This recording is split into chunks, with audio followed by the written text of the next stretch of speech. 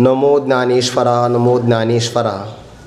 निवृत्ती उदारा सोपान देवा। मुक्ताबाई नमो त्रिभुवन पावनी। आद्यत्रय जननी देवांची जयांचे केलिया स्मरण। होय सकळ विद्यांचे अधिकरण। तेचे वंदू श्री चरण श्री गुरूंचे। ते नमस्कारोनी आता। अयुक्त प्राकृत स्तब्ध शठो निष्कृती कोरसहा। विषादी दीर्घसूत्रीच करता तामस उच्चते। आणि मन जयाची कलाली। राहाटी फुडी चोरिली। दिठी कीरते ओतली पन्यांगणेची। कैवल्य साम्राज्य चक्रवर्ती विश्वमावडी ज्ञानोबाराय सकल ब्रह्मनिष्ठ गुरुजनांच्या परमकृपेने श्री भगवती ज्ञानेश्वरीच्या 18व्या अध्यायाचं आपण चिंतन करत आहोत। आपण आतापर्यंत 3 प्रकारचं ज्ञान 3 प्रकारचं कर्म पाहिल्यानंतर सात्विक राजस आणि तामस या 3 प्रकारचा कर्मावर अभिमान धारण करणारा करता त्याच्या लक्षणाचा आपण विचार करत आहोत। जो आसक्तीपासून मुक्त आहे, अहंकाराने बोलत नाही, धृती उत्साहाने समन्वित आहे, एखाद्या कर्माची सफलता किंवा असफलता यामध्ये जो निर्विकार राहतो त्याला सात्विक कर्ता असं म्हणतात। याच्यापेक्षा राजस कर्ता मात्र वेगळा आहे। जो विषयासक्त आहे, ज्याची कर्मफलावर आवड आहे, आपल्या आणि इतरांच्या द्रव्याच्या बाबतीमध्ये लोभी आहे, दुसऱ्यांची वृत्ती छेदन करण्याचा स्वभाव असल्यामुळे हिंसात्मक आहे, आत बाहेर कोणतेही पावित्र्य पाळत नाही, सफलता किंवा असफलता यामध्ये वाहून जातो, हर्ष शोकाने समन्वित असतो, त्याला राजस कर्ता असं म्हणतात। आणि प्रस्तुत 28व्या श्लोकामध्ये तामस जो कर्म करणारा कर्ता आहे त्याच्या लक्षणाचा विचार सांगतात।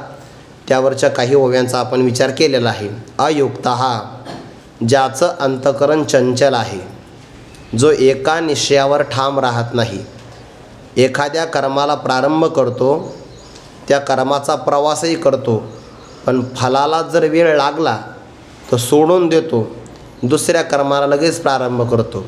हे तो कर्मातच करतो असं नाही बरं, देवपूजेतही असंच करतो। ज्ञानोबारा म्हणतात, कोणपट कुळवाडी तैसा आन देव मांडी। आदिलाची परवडी करी तया। ज्याप्रमाणे शेतकरी आपल्या शेतामध्ये अनेक प्रकारचे पिकं घेतो, तसा हा आपल्या घरामध्ये अनेक प्रकारचे देव बसवतो।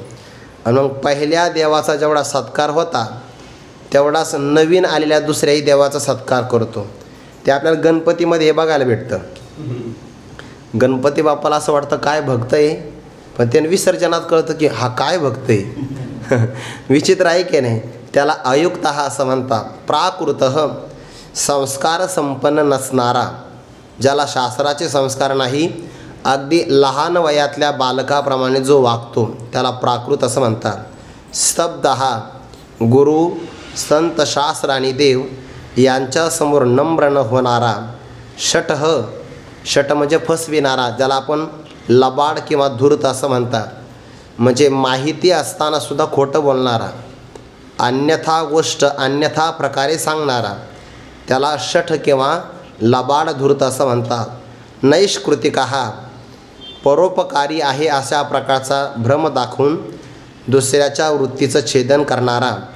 अलसह म्हणजे आळशी, ज्या कार्यामध्ये आपण प्रवृत्त व्हावं त्यामध्ये सुद्धा जो प्रवृत्त होत नाही त्याला आळशी असं म्हणतात। विषादी कायम असंतुष्ट असणारा, म्हणजे एखादं कार्य जरी सफल झालं तरी त्यामध्ये समाधान न मानणारा। आणि शेवटचा आहे दीर्घसूत्रीच, म्हणजे जे काम आज होऊ शकतं ते महिनाभरसुद्धा करायचं नाही। ज्ञानोबारांनी तर दीर्घसूत्राचं फार गोड व्याख्यान केलं आहे। दीर्घसूत्र म्हणजे दीर्घकालाचं सूत्र जो मनात धरतो आणि आज व्यापाराला प्रारंभ करतो।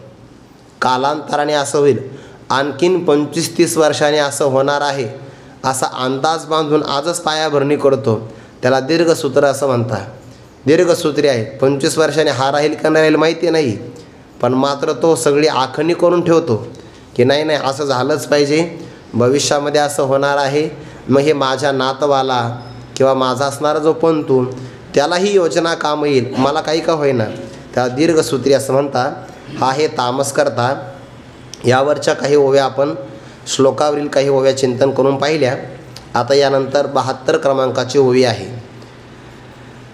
तो मान्यपणाच्या नावाखाली ईश्वराच्याही समोर नम्र होत नाही आणि इतका अनम्र असतो की ज्याप्रमाणे डोंगराचा असणारा कडा किंवा डोंगराचं शिखर जसं कुठेही लवत नाही, तसा स्तब्धपणाने हा डोंगराशी न मनवे त्याची डोंगराच्या बरोबरसुद्धा तुलना करता येणार नाही, इतका तो अगदी अहंकाराच्या फुगलेल्या भावनामध्ये राहत असतो. इथपर्यंत आपण पाहिलं होतं. आता ज्ञानोबाराय 72 क्रमांकाच्या ओवीमध्ये त्या पुरुषाचे 3 भाव आपल्यासमोर सांगतात आणि पुढच्या ओवीमध्ये त्याच्या देहाचाही विचार करणार आहेत. आणि मन जयाचे कलाली किंवा दुसरा पाठ आहे मन जयाचे विषकल्लोळी, असा पण एक पाठ आहे बरं. राहाटी फुडी चोरिली दिठी कीरते ओतली पन्यांगणीची, किंबहुना कपटाचे देहची वळिले तयाचे, ते जिने की ज्वाराचे टीट घर, असा एक पाठ आहे. मन जयाचे कलाली. कलाली शब्दाचा अर्थ होतो कपटी, ज्याचं मन कपटी आहे. आणि दुसरा पाठ घेतला तर ज्याचं मन जणू काही विषाच्या लाटा उसळणारा समुद्र आहे. मन जयाचे विषकल्लोळी. जशा विषाच्या लाटा उसळाव्या तसे त्याच्या मनामध्ये आता अनेक घातक संकल्प निर्माण होतात. मन ज्याचं कपटी आहे, कपटी, ज्याला एक वाणीतला भाव वेगळा आहे, कृतीतला भाव वेगळा आहे आणि मनातला भाव मात्र वेगळा, त्याला कपट असं म्हणतात. ज्याप्रमाणे त्या महाभारतामध्ये शकुनीच्या सांगण्यावरून धृतराष्ट्राने आपलं दुर्योधनाने आणि धृतराष्ट्र आपलं शकुनीने एक चांगल्या प्रकारचा कारस्थान रचलं आणि धृतराष्ट्राला सांगितलं की आपले जे पांडव आहे की नाही, या 5 पांडवांना आपल्याच नगराचा एक भाग आहे ज्याला वारणाव्रत असं म्हणतात, तिथे एक उत्सव आहे आणि या उत्सवाकरता राजपुत्राने जावं हा तिथला नियम आहे दरवर्षीचा, प्रातिवार्षिक. तर आम्हाला असं वाटतं की यावर्षी राजपुत्राने जाण्यापेक्षा धर्मराजाने आणि 5 पांडवांनी तिथं जावं, कुंती मातेसहित. त्यांची योजना काही कळालीच नाही. धर्मराज सरळ अंतकरणाचा महापुरुष, आकळी साधूशी दुर्जनाची बुद्धी. साधू पुरुषाला दुर्जनाची बुद्धी कळत नाही, ते निघून गेले. पण त्याच्या अगोदर विदुराला माहिती झालं होतं की वारणाव्रता गावाच्या दिशेने बऱ्याच दिवसापासून तेल, तूप, अग्नीला समर्पक असणारे काही लाख नावाचे पदार्थ हे त्या दिशेने त्याची वाहतूक होते आहे. वाहतुकीहून कळालं पाहिजे, त्याच्याकरता ते महसूल खातं जागं पाहिजे. हे सध्याला सगळीकडे ते चालू आहे, चेकपोस्ट म्हणतात त्याला. एक दिवस तर आमची गाडी अडवली. म्हटलं आमच्या गाडीत मिळून काय मिळणार आहे, नारळ आणि शाली, दुसरं काय मिळणार आहे. पण ते नाही, आम्हाला ते काम करावं लागतं की नाही. ते आता सध्या निवडणूक चालू आहे, त्याच्यामुळे त्याने आपली गाडीचा फोटो काढून घेतला. म्हणलं काढा, आमचाही काढा एखादा, काय हरकत नाही. पण मग हे वाहतूक घेऊन कळालं पाहिजे. विदुरांच्या लक्षात आलं वारणाव्रताच्या दिशेने बऱ्याच दिवसापासून तेलाची, तुपाची वाहतूक होत आहे, चरबीचे पदार्थ आहे, अग्नीला स्फोटक असणारे लाख पदार्थ. काय करता लक्षात आलं, पांडव ज्या ठिकाणी राहणार आहे ते महाल लाखेच्या पदार्थापासून तयार केला आहे. अग्नीची थोडीशी ठिणगी जरी लागली तर क्षणामध्ये हा पूर्ण महाल जळून जाईल आणि पांडवांना तिथं ठेवायचं आहे. हे सगळं मन जयाचे कलाळी, ज्यांचं मन कसं आहे, कपटी आहे, कपटी. पण ते विदुर काकाला भगवंताचं स्फुरण आणि त्यांनी मग तिथं गेल्याबरोबर त्या महालातून भुयाराचा रस्ता बाजूला काढला. नंतर तिथे ते भिल्लाची एक स्त्री आली, तिचे काही सेवक वगैरे आले आणि ते सगळ्यांचा नाश झाला. तो भाग वेगळा आहे. पण वरवर किती सत्कार दाखवला की त्या उत्सवाकरता आपण गेलं पाहिजे. आणि आदराने जर आपण गेलो तर मग काय होणार, मन जयाचे कलाली. मन ज्याचं कपटी असतं हे लोक सहसा ओळखू येत नाही बरं. बऱ्याचदा यांचा वेश आपल्यापेक्षाही भारी असतो. तुम्ही वारीमध्ये जाऊन बघा, आपल्या गळ्यात 1-2 माळा असतात, त्यांच्या तर गळ्यामध्ये असे वरून असते बघा, शर्टाच्या वरून, किंवा गंधही मोठा असतो. ते कपडेसुद्धा भारी आणि फेटा तर आयताच असतो. म्हणजे ते पाहिल्यानंतर जो बिचारे गावाकडचे लोक असतात वारीमध्ये ते कोणाचंही दर्शनच घेत चालतात, कोणाचंही. त्यांची श्रद्धा फार मोठी असते, पण ते फसवतात. कधी आपल्या रावटीत राहायला येतात आणि सकाळी सगळ्यात अगोदर ते स्नान वगैरे करून नित्यनियम आटपून त्या नित्यनियमाचं फळ घेऊन जातात आणि मग आपल्याला कळतं अरे चोरी झाली म्हणून. मन जयाचे कला आली रहाटी फुडी चोरीली. रहाटी म्हणजे वागणूक, फुडी म्हणजे स्पष्ट. त्याची वागणूक तर पक्की चोरट्याची असते, चोरटेपणाची असते. वरवरून कळतच नाही, मनामध्ये घातक संकल्प असतात, म्हणून वर्तणूक मात्र चोरटेपणाचा असतं. हद्दाबा धरून असतो. संधी साधली की तो वाट पाहून त्याचा फायदा घेतो. दिठी किरते ओतले पन्यांगणीची. ज्याप्रमाणे शरीर विक्रय करणारी वाईट स्त्री, तिची जशी नजर असावी. वरवर प्रेम असतं पण आतून मात्र सर्वस्व हरण करण्याची भावना असते, तशी याचीसुद्धा नजर वरवरती दांभिक प्रेमपणाची आहे, पण आतमध्ये मात्र संकल्प आहे. याच्या उलट ओवीवर का 13व्या अध्यायामध्ये याच्या उलट ओवी ज्ञानोबाराय म्हणतात, त्याचं मन कसं आहे. ताही इंद्रिय दिठी नोही मिनदी, बोलणे नोही संदिग्धी, कवने सिंहन बुद्धी राहाटो नेणे. बरोबर याच्या उलट ओवी. दिठी नोही मिनदी, त्याची दृष्टी कपटी नसते, बोलण्यामध्ये संदिग्धपणा नसतो आणि कुणाच्याही बाबतीमध्ये हीनपणाची बुद्धी नसते, म्हणजे मन कपटी नाही. फार काय सांगावं किंबहुना कपटाचे, देहची वळिले तयाचे, ते जिने की ज्वाराचे टिटगर. फार काय सांगावं किंबहुना म्हणजे फार काय सांगावं. कपट बाजूला काढावं, त्या कपटाची मूर्ती तयार करावी. कपट हा कपाट नाही, कपटाचे. आणि ते कपट सगळ्या जगातलं कपट कारस्थान एकत्र करावं, त्याची आकृती तयार करावी, देह तयार करावा. तो देह म्हणजे हा तामस पुरुष आहे. कपटाचे देहची वळिले तयाची. ते लाडू वगैरे असतात ना, ते वळतात बघा, ते गावाकडे त्याला वळीव लाडू म्हणतात किंवा त्याला आकार देतात. तसं कपट बाजूला काढलं आणि त्याला वळलं की याचा देह तयार झाला. कपटाचे देहची वळिले तयाचे, ते जिने त्याचं जगणं म्हणजे जगणं नाही. जुवाराचे टिटघर. टिटघर म्हणजे 3 घरं एकत्र येतात.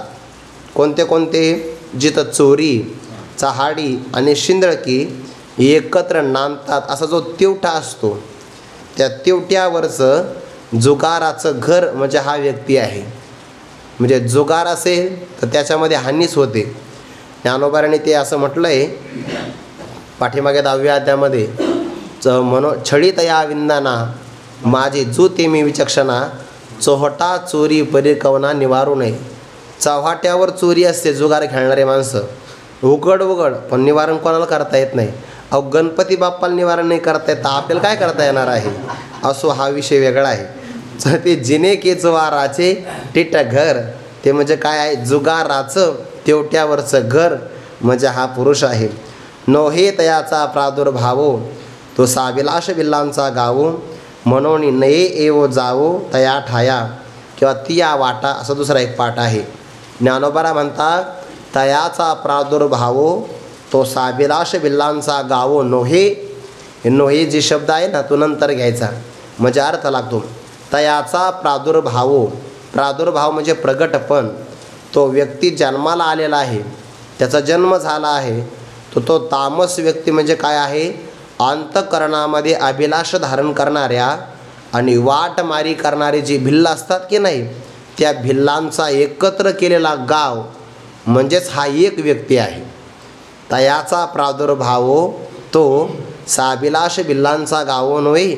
ज्याप्रमाणे ते भिल्ल वाटमारी करतात किंवा लुटून खातात एखाद्या व्यक्तीला, त्याचं द्रव्य लुटून खातात, तसं ती सगळ्या भिल्लांची एक वस्ती आहे. आणि त्या भिल्लांचा गाव म्हणजे हा एकटा एक व्यक्ती आहे. म्हणजे एकटा एवढा मोठा आहे की सगळ्यांची बरोबरी करतो. नो हे तयाचा प्रादुर्भाव, तो साविलाश भिल्लांचा गाव. आणि म्हणून अशा पुरुषांच्या आपण घरातही जाऊ नये, गावातही जाऊ नये.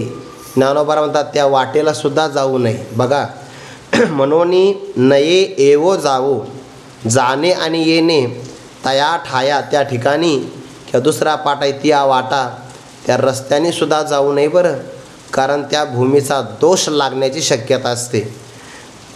जो आता हल्लीचा काळ बदलला आहे, पण अजूनही ज्यांना महापुरुषांचा सहवास चांगला मिळाला किंवा ज्यांनी महापुरुषांचं जवळचं वर्तन पाहिलं आणि ज्यांच्यावर महापुरुषांची कृपा आहे म्हणून जे लोक भोजनादिकांचे नियम पाळतात ते अजूनही चांगल्या प्रकारे राहतात. बरं, ते नियम पाळतात.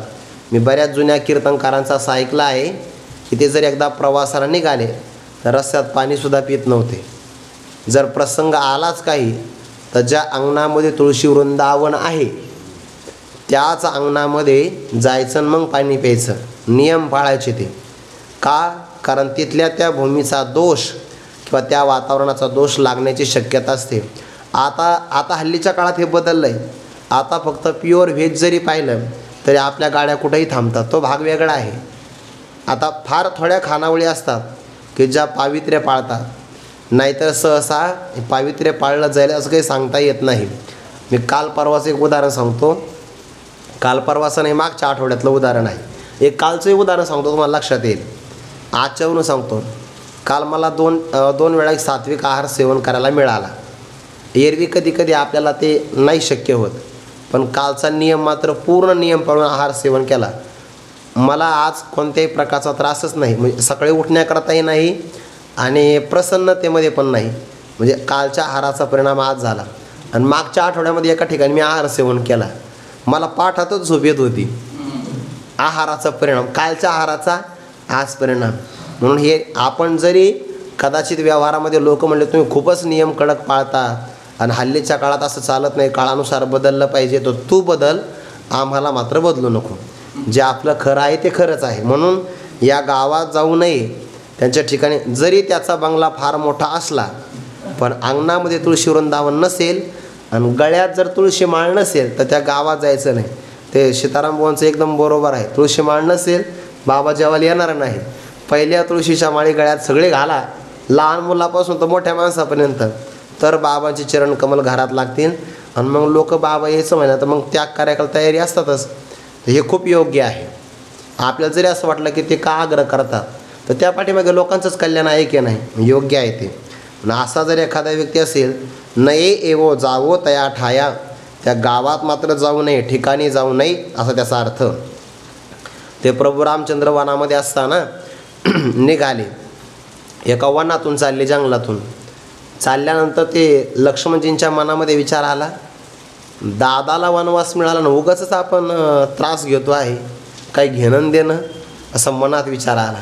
जानकी मातेच्याही मनात विचार आला की पतीचं अनुसरण करणं हा माझा धर्म आहे, लक्ष्मणजीने आमच्या दोघांमध्ये येण्याचं काय कारण आहे. आणि ते वनातून पुढं निघून गेले. मोठी माणसं आपल्या मनातला जो कलुषपणा आहे ना तो प्रगट करतात आणि मनातला वाईट विचार प्रगट झाला की तो नष्ट होत असतो. म्हणून मन मोकळं केलं पाहिजे. त्यालाच आत्मनिवेदन असं म्हणतात. त्यांनी प्रभूला सांगितलं, प्रभू तुमच्या सहवासामध्ये असतानाही आमच्या मनात वाईट विचार काय यावा, की लक्ष्मणजीच्या मनात आलं की माझं काय काम आहे, आणि जानकी मातेच्या मनात आलं की लक्ष्मणजीने इथं कशाला यावं, वनवास तर मिळाला नाही. भगवंतांनी सांगितलं हा तुमच्या मनाचा नाही दोष, त्या भूमीचा आहे. ज्या भूमीतून तुम्ही अनवाणी पायाने आले की नाही, कारण वनामध्ये तर काही पायामध्ये धारण करण्याचं कारण नाही. त्या खडावा होत्या त्याही भरतजी घेऊन गेले ना, मग अनवाणी पायाने चालावं लागलं सगळ्यांना. तर त्या भूमीचा तुम्हाला संपर्क झाला जिथं उपसुंद आणि सुंद यांचं पूर्वी भांडण झालेलं आहे राक्षसांचं. त्यांचं रक्त या जमिनीत सांडलं आणि त्या रक्तामुळे जमीन झाली दूषित. त्याच्यावरून तुम्ही चालले म्हणून हा परिणाम. म्हणजे अनवाणी पायाने चालले तर एवढा बदल होतो. कोणाच्या? लक्ष्मणजीसारख्या महात्म्याच्या मनात. आपलं तर सगळं अवघडच आहे. आपण तर मोकळ्या मनाने चालतो तिथं, त्यांचे पदार्थही खातो, किती हानी होऊ शकते. म्हणून तर साधनेत प्रगती आपली का होत नाही? हे बारीक बारीक दोष आहे की नाही, हे आपल्या साधनेचे छिद्र आहे. आणि एखाद्या भांड्याला छिद्र असेल, तुम्ही पाणी किती वरून ओतत राहा, ते पाणी टिकत नसतं. तसं साधनेतले थोडे छोटे छिद्र असतात. निंदा करणं, एखाद्या पाठीमागून नावं ठेवणं, चुकीचा आहार सेवन करणं, चुकीच्या लोकांच्या संगतीत गप्पा मारणं, हे छिद्र आहेत आणि ते कळत नाही. म्हणून तर साधनेत समाधान मिळत नाही. किती दिवस राहिले तर प्रगती का होत नाही, त्याचे कारण ही आहे. हे थोडे थोडे छिद्र आहे, ते पहिले बंद केले पाहिजे. म्हणून एखाद्या वेळेस दिवसात आपला आठवड्यातून एखादा दिवस मौन केला पाहिजे. मोबाईल नाही म्हणत मी, आपलं मौन ते तो सायलेंट कधी राहू शकतो, पण आपलं पाहिजे म्हणून तर ते साधनेचा संचय होऊ शकतो. नाहीतर मग साधना करूनही समाधान मिळत नाही. असो म्हणून नये एव जावो तया ठाया, त्यांच्या गावात जाऊ नये, त्या वाटेला रस्त्यालाही जाऊ नये. हा झाला इथपर्यंत त्याचा धूर्तपणाचा भाव. आता तो घातक कसा आहे. नैष्कृतिक हा म्हणजे दुसऱ्यांचं चांगलं ज्याला सहन होत नाही किंवा जो परोपकारीपणाचा भाव दाखवतो आणि दुसऱ्याची वृत्ती जगण्याचं साधन नष्ट करतो. पुढे सांगतात आणि काचे निके केले विरू होय जया आले, जैसे अपय्य पया मिनले लवन करी. काही वायसा पदार्थ घातलिया आगे आत, तेची क्षणी धडाडीत अग्नी होय. नाना सुद्रव्य गोमठी जालिया शरीरी पैठी, होवणे ठाती किरीटी मळच जेवी. तैसे पुढीलांचे बरवे जयाच्या भीतरी पावे, आणि विरुद्धचे आगवे होऊन निघे. इथपर्यंत सगळ्या ओव्या एकत्र आहे. किंवा आणखीन पुढची एक ओवी आहे. जो गुण घे दे दोष, अमृताचे करे विष, दूध पाजलिया देख व्याळ जैसा. या सगळ्या ओव्या एकत्र आहे. ज्याला दुसऱ्यांचं चांगलं सहन होत नाही. कसं. आणि काचे निके म्हणजे चांगलं. इतरांचं प्रारब्धाने चांगलं झालं आहे. मनुष्याचं चांगलं होतं त्याला कधीकधी त्याची विद्या चांगली असते, त्याचा स्वभाव चांगला असतो, आणि कधी त्याचं वैभव चांगलं असतं. विद्या विनोद विभवे देखे पुढीलांची दैवी, तव तो रोष दुनावे क्रोध तो जाण. एखाद्याची विद्वत्ता असते तर एखाद्याला सहन नाही होत. तो माझ्या पाठीमागे होता हा आणि इतका पुढं गेला, अरे जाऊ दे त्याने अभ्यास केला आहे. नाही सहन होत नाही. विद्या. एखाद्याचा स्वभाव आनंदी असतो, तो एखाद्या व्यक्तीला सहन नाही होत. आणि एखाद्याचं प्रारब्ध फलीभूत झालं की त्याला वैभव मिळतं, पण तेही एखाद्याला सहन होत नाही. हे 3 कारण ज्ञानोबारांनी सांगितले आहे. म्हणून आणि काचे निके केले विरू होय जया आले. विरू म्हणजे विरुद्ध. ते त्याला विरुद्ध झाल्यासारखं वाटतं किंवा तो विनाकारण वैर धारण करतो. तुम्हाला आणखीन एक गोष्ट सांगतो यातली. आणि काचे म्हणजे दुसऱ्याचं, निके केले जया विरू होय आले. दुसऱ्याचं चांगलं याच्यासाठी चांगलं नसतं, याला ते वैर झाल्यासारखं वाटतं. जोपर्यंत तुम्ही सामान्य असता तोपर्यंत सगळे लोक तुमच्यावर प्रेम करतात. पण जर तुम्ही प्रसिद्ध झालात तर जे लोक किंवा तुमच्या प्रसिद्धीमुळे ज्यांचं महत्त्व कमी झालं ना, ते जवळचे लोक तुमचा द्वेष करतात. हे ठरलेलं आहे. मग तुम्ही शाळेत असा नाहीतर गावात असा, तुम्ही समजा मित्र आहात, एका वर्गामध्ये मित्रच असतात की नाही, पण जर तुम्ही पहिल्या क्रमांकाने उत्तीर्ण झाला आणि तुमच्या प्रभावामुळे एखाद्याचं महत्त्व कमी झालं असेल तर ते लोक तुमचा विरोध करतात. हे शाळेतच नाही, गावातही आहे. गावातच नाही, राजकारणातही आहे. राजकारणातच नाही, कार्यक्रम पत्रिकेतही आहे. आणि काचे निके केले विरू होय जया आले, जैसे उदाहरण देता अपेय पया मिनले लवन करी. लवन म्हणजे मिठाचा खडा, आणि पय म्हणजे दूध. दुधाला जर मिठाचा खडा मिळाला तर काय करतो, त्याला पिण्यास योग्य ठेवतो का. जे पिण्यास योग्य असते त्याला पेय म्हणतात, आणि अपेय म्हणजे पिण्यास योग्य. मिठाचा खडा दुधामध्ये पडला तर आता ते मीठ आपलं ते दूध पिण्याकरता योग्य राहत नाही. त्याचं काय होऊन जातं, नासतं बघा ते, की त्याचं विघटन होऊन जातं. ते आरोग्याला चांगलं नाही. म्हणून आयुर्वेदामध्ये असं म्हटलं आहे, दूध हे पूर्ण अन्न आहे. दूध खायचं असेल तर एकटंच खायचं. दुधासोबत बाकीचे कोणतेच पदार्थ घ्यायचे नाही. ते आपल्याकडे एक हल्ली विचित्र प्रकार झाला आहे, मिल्क शेक म्हणतात त्याला. फार विचित्र प्रकार आहे. फार म्हणजे त्याच्यामध्ये द्राक्ष टाकले जातात, अंजीर टाकलं जातं, डाळिंब टाकलं जातं, अननस, त्याच्यानंतर सफरचंद, सगळे पदार्थ त्याला काय म्हणतात बघा, ते सगळे पदार्थ एकत्र मिक्स फ्रूट सगळे एकत्र केले जातात. त्याच्यामध्ये दूध टाकायचं आणि ते मिश्रण बर्फ टाकून हलवायचं आणि प्यायला द्यायचं. अतिशय घातक आरोग्याला, सगळ्यात घातक. आपल्याकडं असं आहे, जर तुम्ही एखादा पदार्थ अगोदर खाल्ला असेल, दूध प्यायचं असेल तर 4 तासाने प्यावं. कारण जर अगोदर पदार्थ खाल्ला आणि तो अर्धा पचला 2 तासामध्ये, म्हणजे त्याचं आम्ल तयार झालं, आणि वरून तुम्ही दूध प्राशन केलं तर दूध राहत नाही, दूध असं आत जाऊन दही तयार होतं, कारण आतमध्ये आंबटपणा आहे ना अर्धवट फसलेल्या अन्नाचा. म्हणून दूध एकटं खावं त्याला पूर्ण अन्न म्हणतात. त्याच्यासोबत बाकी काहीच घेऊ नये, फक्त दुधासोबत आंब्याचा रस चालतो, तोही पिकलेल्या, आंबट आंबा चालत नाही. असे त्याचे थोडेच फळं चालतात, बाकीचे फळं चालत नाही. पण आता आपण हे सांगावं तो लोक म्हणतात नाही नाही आम्ही पुरोगामी आहे, जा पुढं घ्या आरोग्याची हानी करून. जैसे अपेय पयामी नले लवण करी. मिठाचा काही काही लोक दुधातही मीठ टाकतात बरं.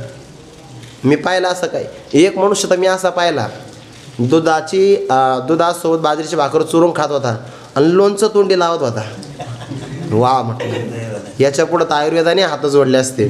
जैसे अपेय पयामी नले लवण करी, चालत नाही ते. काही वायसा पदार्थ घातली आगी आत, तेच क्षणी धडाडीत अग्नी होय. हिव नावाचा पदार्थ थंडी नावाचा पदार्थ अग्नीमध्ये घातला तर थंड राहील का? नाही. त्या क्षणामध्ये तो धडधड पेटणारा लगेच अग्नी होऊन जातो. म्हणजे अगोदर दूध चांगलं आहे, पण मीठ पडल्यामुळे पिण्याकरता अयोग्य होतं. थंडी चांगली आहे आरोग्यासाठी, अग्नीत पडली की त्याची उष्णता तयार होते, म्हणजे विरुद्ध होतं.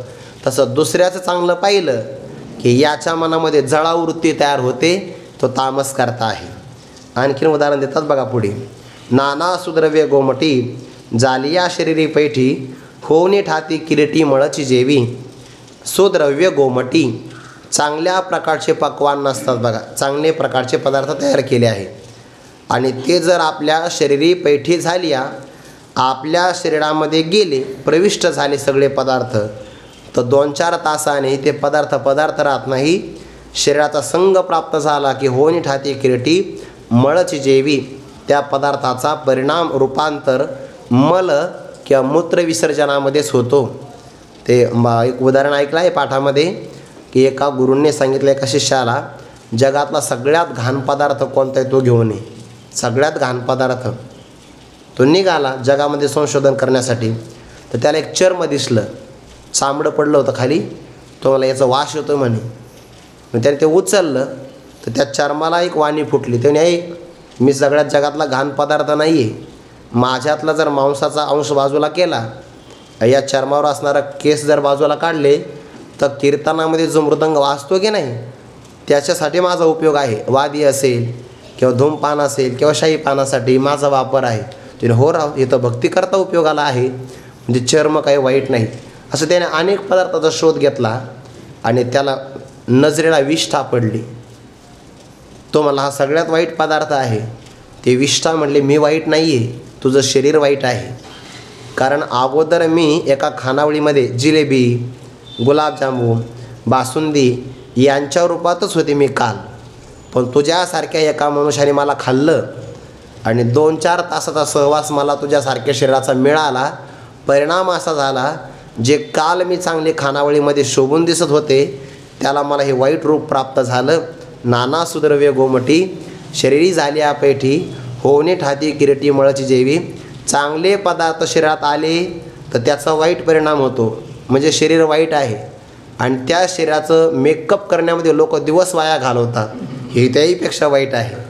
स्नान करू नये असं आपलं म्हणणं नाही, केलं पाहिजे, पण इतकं दिवसभर काही लोक घामही पुसत नाही, मेकअप खराब होईल म्हणून. इतका अवघड आहे. नाना सुद्रव्य गोमटी जालिया शरीरी पैठी, होऊनी ठाती किरीटी मळची जेवी. जोपर्यंत मेकअप आहे तुम्ही चांगले दिसत बरं ते लोक. एकदा अशा माणसाला ना शेतात न्यायचं, काय नाही बघा, नाही तर मग रस्ते खडी फोडायला न्यायचं किंवा ज्वारी सोंगायला न्यायचं. त्याला सगळ्यात कष्ट काय असतात माहिती आहे का? शेतामध्ये काम करा सगळ्यात कष्टदायक खत देणं, सगळ्यात कष्टदायक खत देणं. कारण ते टोपलं भरून आणायचं आणि द्यायचं, लय कष्ट आहे त्याला. बाकीचं कामं काही नाही, खुरपणं चालता होतं, त्याला काही कष्ट नाही. पण खत देण्यामध्ये जास्त भूक लागते बा. मी अनुभव घेतला म्हणून सांगतोय. नाना सुद्रव्य गोमटी जालिया शरीरी पैठी, होऊनी ठाती किरीटी मळची जेवी. त्याचं मलमूत्रामध्ये विसर्जन होऊन जातं. चांगले पदार्थ वाईट होतात.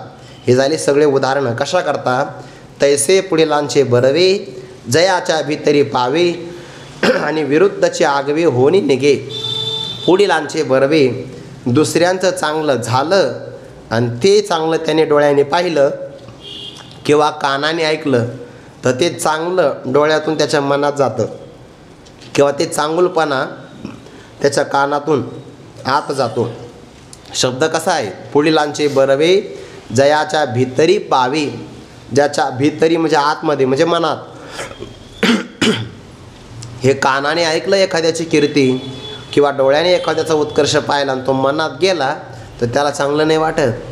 दुसऱ्याचा उत्कर्ष पाहून आनंद व्हावा की नाही, आनंद नाही वाटत. मग विरुद्ध प्रतिक्रिया होते आणि विरुद्धची आगवे होणी निघे. आगवे सर्वच्या सर्व काही, त्याचं बोलणं, त्याची कृती, त्याच्या मनातले संकल्प हे सगळेच्या सगळे बदलतात.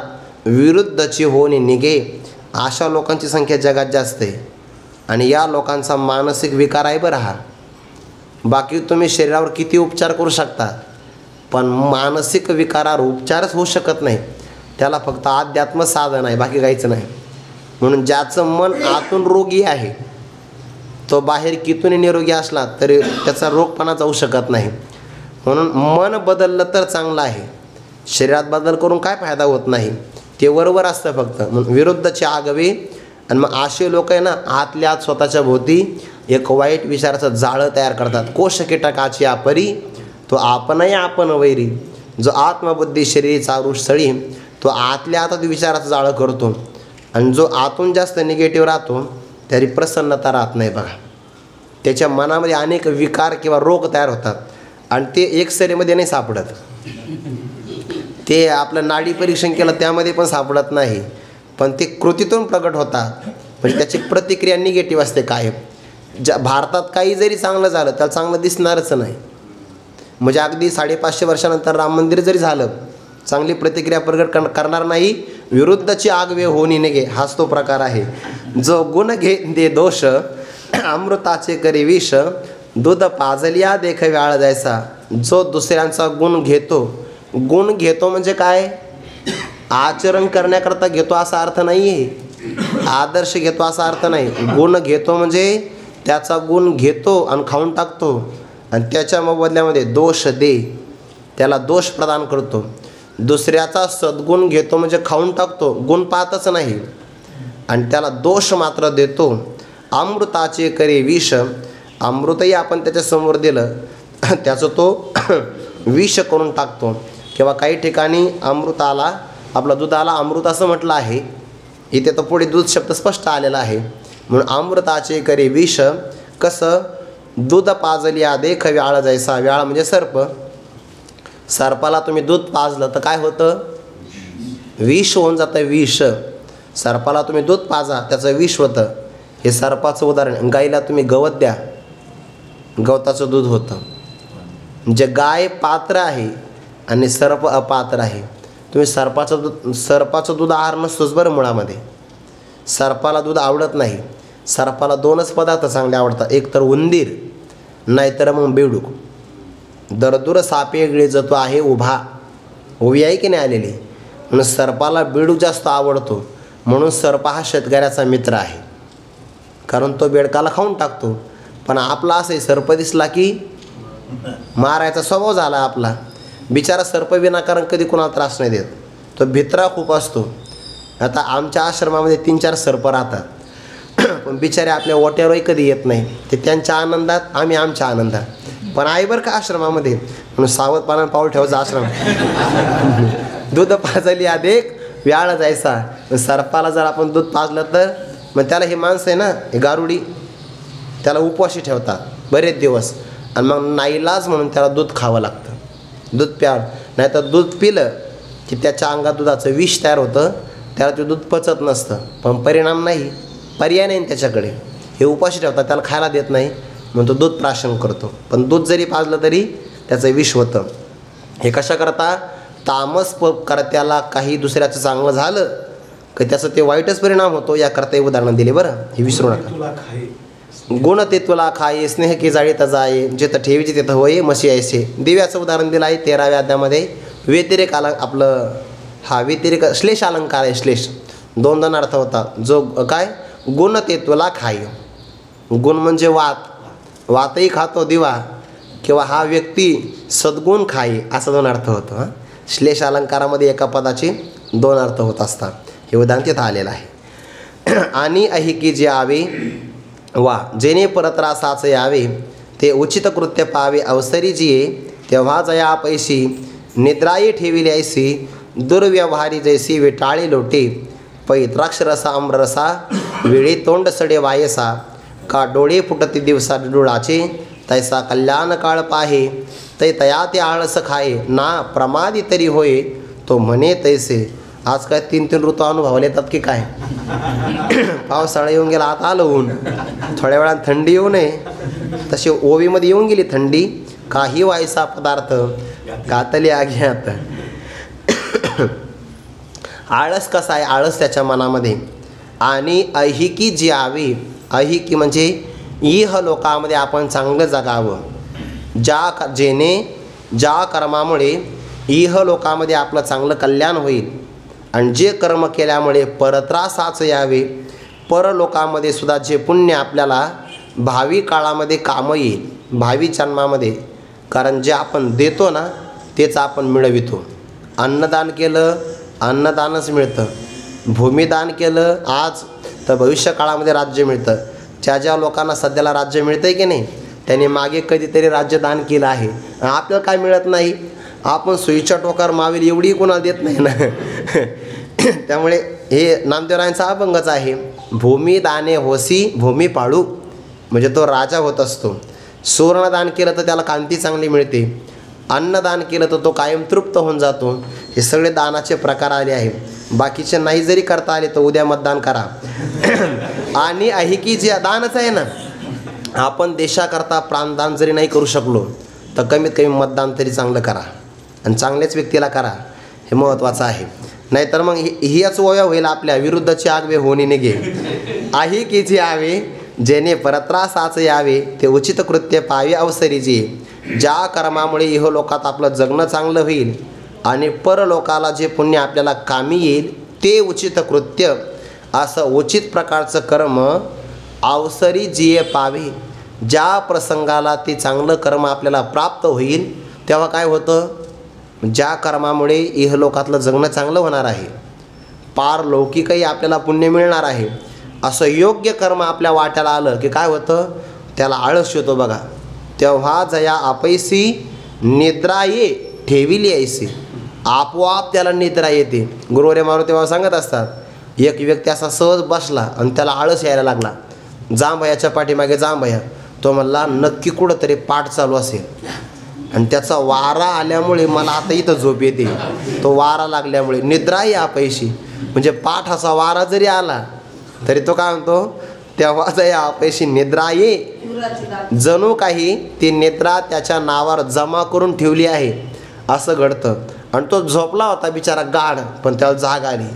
तो म्हणा नक्की कुठेतरी ते तमाशा होत असेल, त्याचा वारा आल्यामुळे त्याला जाग आली आहे. असं 2 उदाहरण आहे. तेव्हा जया पैशी निद्राये ठेविली ऐसी दुर्व्यवहारी जैसी विटाळी लोटे. वाईट जर व्यवहार करण्याचा प्रसंग आला तर ती निद्रा दूर लोटे. कशी लोटतो, ज्याप्रमाणे एखादी रजस्वाला स्त्री असेल तर ती धार्मिक कार्यामध्ये बाजूला बसलेली असते, तशी निद्रा त्याची वाईट कर्म करायचं असतं तेव्हा त्याला निद्रा येत नाही. वाईट कर्मामध्ये ती निद्रा जणू काही दूर कुठंतरी बसलेली आहे, तेव्हा त्याला रात्रभर जागी राहत होतो. आणि जर आपलं उचित कृत्य असेल तर मग लगेच त्याला कधी कधी होते बघा, सत्शास्त्र ऐकायचं असेल, सत्संगती करायची असेल तर लोकांना झोप येते आणि बाकीचे कामं सांगा तुम्ही, बस रात्रभर सांगतात माणसं मी रात्रभर जागी आहे. आणि काय काम केलं, काही नाही बघा. दुसऱ्याच्या लग्नाचा स्वयंपाक होता, हरिकामा जाऊन तिथं बसला, काही काम नाही, काही याचं काहीच काम नाही, पण तेव्हा रात्रभर जागी राहीन, झोप येत नाही अजिबात. पण जर त्याला म्हणलं कीर्तन आहे, प्रवचन आहे, नाही नाही मला मी थोडासा थकलो आहे म्हणे, इथं आला की लगेच झोपतो, असा प्रकार. तेव्हा जया पैशी निद्राई ठेविली ऐसी दुर्व्यवहारी जैसी विटाळी लोटे. उदाहरण देता, पै द्राक्ष रसा आम्ररसा वेळे तोंड सडे वायसा का डोळे फुटते दिवसा डुळाचे. आता हे उदाहरण आताच आहे. ज्या काळात द्राक्ष येतात आणि आम्र म्हणजे आंबे पिकतात, यांचा रस प्रगट झाला फळामध्ये. आता यातला रस जर तयार झाला तर एकाच पक्षाला कळतं. हे एका पक्षाला म्हणजे राजकीय नाही, एका पक्षाला, त्याला पोपट असं म्हणतात. तुम्ही बघा ते वटवागुळ असतं की ते रात्री उडतं आणि ज्या औदुंबराच्या घोसामध्ये ते उंबराचं फळ पिकलं आहे बरोबर ते येतं उलट दिशेनं आणि पिकलेलंच फळ बरोबर घेऊन जातं बघा. त्याला ईश्वराने ती शक्ती दिलेली आहे. आणि 10,000 आंबे असू द्या एखाद्या झाडाला, बरोबर पाड लागलेलाच आंबा त्याच्यावरच जाऊन बसायचं आणि तोच खायचा, ही शक्ती पोपटाला दिली आहे. आपण तर पाड म्हणून एकाला दगड मारतो आणि तिसऱ्यालाच लागून कच्चाच खाली पडतो. ही आपली शक्ती आहे. पण हे जरी द्राक्ष आणि आंब्यामध्ये रस प्रगट झाला तर त्यावेळेला तोंड सडे वायसा, वायसा म्हणजे कावळा, त्या कावळ्याला अरुची निर्माण होते, त्याचं तोंड सडतं बरं. म्हणून सध्याला कावळ्याला आंबे आवडत नाही किंवा त्याला द्राक्ष आवडत नाही. आणि जर त्या जातीला आवडले असते तर आपल्या वाट्याला एकही पेटी आणि एकही द्राक्षाचा घस त्या घड आपल्या वाट्याला आला नसता. त्याने ते नासाडी केले. मग त्याची ती अरुची कधी जाते? निंबोळी आंबोडोने आला तरी तो कावळी अशीच काळ झाला. निसर्ग आहे बघा. जेव्हा निंबोळी पिकल ना आता लिंबाची, तेव्हा त्याला वाटतं वा हे सगळे आंब्याचे बगीचे आपलेच आहे. पण आता मात्र त्याच्या तोंडाला अरुची निर्माण होते. का डोळे फुटती दिवसा डुडुळाचे. डुडुळ म्हणजे काय? वैद्य बाबा विचारायची कीर्तनात रात्री संध्याकाळी, एक पक्षी असा आहे रे ज्याचं रात्री नाव घेऊ नये. सांगा कोणता आहे? लोक म्हणायचे घुबड. अरे नाव घेऊ नये म्हणून सांगितलं ना, नाव कसं काय घेतलं? ते घुबडाचं नाव घेऊ नये म्हणतात. रात्री बरं ओवीत आले म्हणून मी आता घेतलं आहे. पण दिवसा सूर्याचा उदय झाला की त्याचे डोळे फुटतात. घुबडाला दिवसा दिसत नाही, कावळ्याला रात्री दिसत नाही आणि दुर्जनाला कधीच दिसत नाही. डोळे फुटती दिवसा डुडुळाची तैसा कल्याण काळ पाहे. सिद्धांत पुढे सांगतात कल्याण होण्याचा काळ आपल्या जीवनामध्ये आला, हा काही वारंवार येत नसतो ना. कल्याण काळाचा उदय झाला तर तै तया ते आळस खाई, तेव्हा त्याला आळस खाऊन टाकतो. जसं द्राक्ष आणि आंबे पिकले की कावळ्याला अरुची निर्माण होते, तसा कल्याणाचा काळ आला की बस त्याला आळस खाऊन टाकतो. सत्शास्त्र ऐकायचं आळस येतो, संतांची संगती करावी आळस येतो, त्याला ते करावंसं वाटत नाही. बरेच माणसं इथं येतात बरं, म्हणजे आळंदीला ज्ञानोबाऱ्यांच्या समाधी सोहळ्यासाठी म्हणून गावाकडून येतात आणि इथं आले तर कीर्तन नाही ऐकत, नुसते फिरत राहतात देव फाट्यावर. म्हणजे ते पाळणा वगैरे नाही राहत का मोठा, ते पाहायला ते तया ते आळस काय. आणि येतात कधी मग ते कीर्तन नाही ऐकत ते. पण ते बिचारे विचारी असतात, ते म्हणतात नका काही कीर्तन ऐकायला भेटाना, पण कमीत कमी 2 घास महाप्रसाद तरी मिळावा, जेवायला येतात.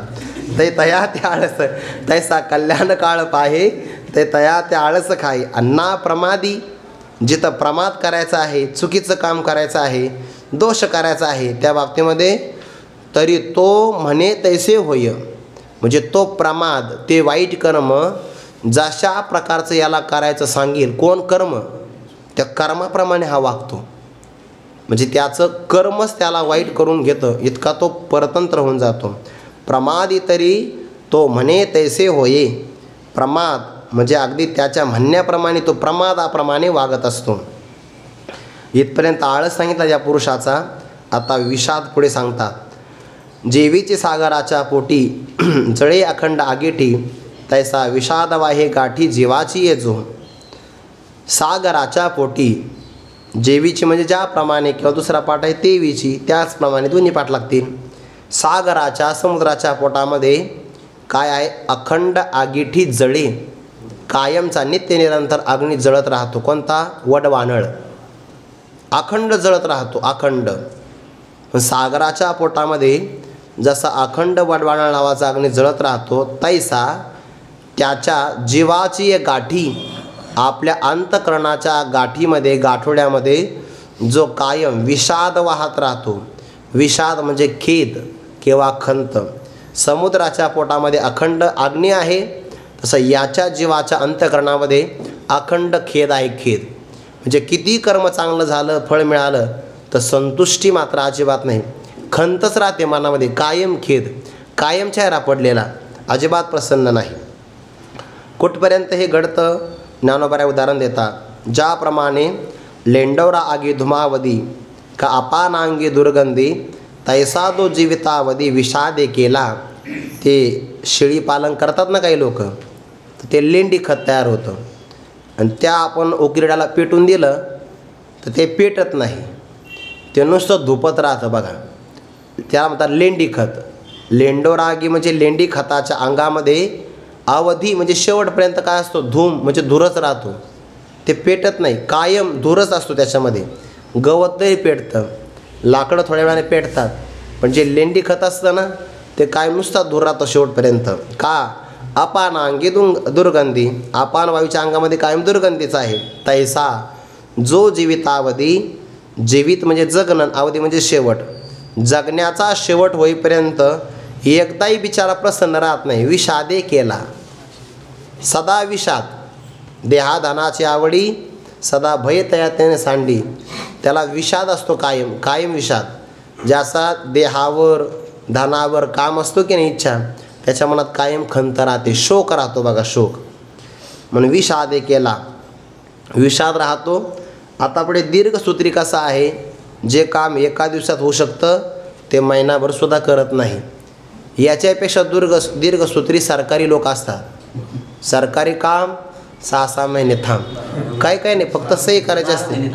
आता प्रगती झाली त्यांच्यामध्ये, मग काही नाही बघा, फक्त सामान्य लोकांना त्रास देतात. हे कागदपत्र आणा, ते आणा, ते नाही आणलं का हे आणा, सगळं आणलं का उद्या या, असं म्हणतात. विनाकारण हेलपाटा घालायला लावतात ते. खरं तर याच्यावर लवकर कायदा व्हायला पाहिजे की कोणतं काम किती वेळात झालं पाहिजे, असं नियम लावला पाहिजे प्रत्येक कार्यालयात, बँकेतसुद्धा आणि सगळ्या सरकारी कार्यालयामध्ये, की ह्या कामामध्ये इतकाच कालावधी, ते प्रगती झाली पाहिजे. अवघड आहे ते. दीर्घसूत्री आहे लोक सगळे, तामसच आहे बरं काही. दीर्घसूत्री म्हणजे तामसीच लोक आहे सगळे. कोणत्या किती मोठ्या पदावर कोणी का असे ना, पण जर काम लवकर करत नसेल तर मग दीर्घसूत्रीच. आणि कल्पांताची अपारा, वेगळीही जो विरा, सूत्रधरी व्यापारा साभिलाषा. कल्पांताची अपारा, पारा म्हणजे पलीकडे, म्हणजे आज काम करायचं आहे. दीर्घसूत्र किती मोठं धरलं, दीर्घ म्हणजे लांबच्या लांब धागा धरला त्याने, कुठपर्यंत, मी आज काम हे करतो आहे, पण हे काम कल्पांताच्याही पलीकडे चालू राहिलं पाहिजे, किंवा त्याचं भविष्यकाळामध्ये मला त्याला बेनिफिट म्हणतात ना, फलमाळा मिळाला पाहिजे किंवा फायदा झाला पाहिजे. मग कल्पांत कशाला म्हणतात? कलियुग, द्वापारयुग, त्रेता आणि सत्ययुग ही चौकडी आहे. आणि या चौकडीमध्ये हिशोब केला तर सगळ्याचे मिळून 43,20,000 वर्ष होतात. नाही, 4,32,000 तर कलियुगाचे झाले, चारीचे मिळून 43,20,000 वर्ष होतात चौकडीचे मिळून. म्हणजे कलियुगाच्या 10 पट चौघा जणांची बेरीज आहे. आणि यांना 100 आपला 1000ने गुणायचं. जै चौकडी सहस्र जाये ते ठाये ठाव विळची होय, तेव्हा ब्रह्मदेवाचे 12 तास होतात. म्हणजे 43,20,000 वर्ष गुणिले 1000, हा जेवढा कालावधी की नाही त्याला म्हणतात कल्प. आणि त्या कल्पाच्याही पलीकडे कल्पांताची अपारा, किंवा ब्रह्मदेवाचा दिवस आणि रात्र मिळूनही कल्प होतो म्हणतात. त्याच्याही पलीकडे ब्रह्मदेवाच्या पूर्ण 24 तासाचा हिशेब, त्याच्या पलीकडे हा सूत्र धरतो. कल्पांताची अपारा, वेगळे ही जो विरा, सूत्रधरी व्यापारा साभिलाषा. साभिलाष म्हणजे इच्छापूर्वक व्यापारामध्ये सूत्र धारण करतो. मनामध्ये अभिप्राय असा असतो की इथपर्यंत हा व्यापार मी करत राहणार आहे. बरं, केला व्यापार तर मग काय मिळतं? काही नाही. आगा जगा ही परोथी, शुचाव आहे पैचित्ती, करिता विषय हाती तृणही न लगे. जगाही परोती, आपलं नाही, जगाच्याही पलीकडच्या लोकांची किंवा पदार्थाची किंवा विषयाची शुचा, शुचा म्हणजे शोक, आपल्या मनामध्ये धारण करत राहतो. काही नाही, नुसता शोक करतो, विचार करतो, मिळत काहीच नाही.